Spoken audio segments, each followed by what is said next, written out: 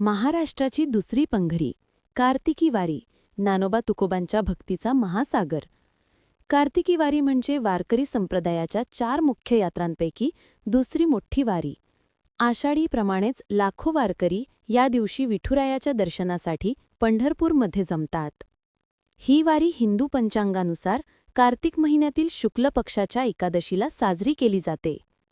ही केवळ यात्रा नाही, तर वारकरी संप्रदायाची सांस्कृतिक ओळख आणि भक्तीची शिकवण आहे.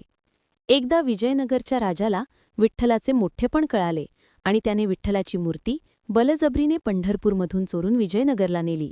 यामुळे पंढरपूरचे वारकरी अत्यंत दुःखी झाले आणि त्यांची वारी थांबली.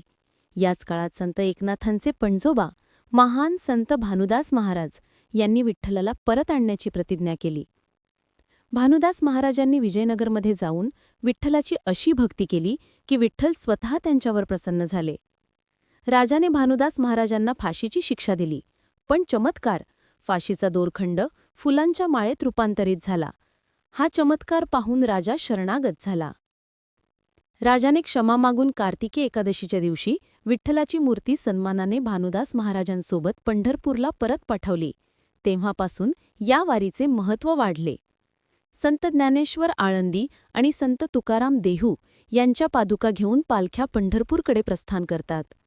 कार्तिकी एकादशीच्या आधी काही दिवस पंढरपूर नगरीत मोठी गर्दी होते.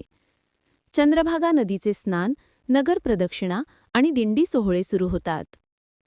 एकादशीनंतर दुसऱ्या दिवशी गोपाळपूर येथे गोपाळकाला करून वारीची सांगता होते. या एकादशीला देव उठणी एकादशी असेही म्हणतात.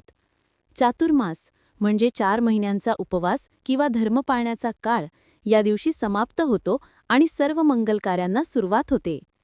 जे वारकरी आषाढीला येऊ शकत नाहीत त्यांच्यासाठी कार्तिकी वारी हे विठ्ठल दर्शनाचे दुसरे मोठे पर्व असते. कार्तिकी वारी भक्ती, त्याग आणि सामाजिक एकतेचा संदेश देते.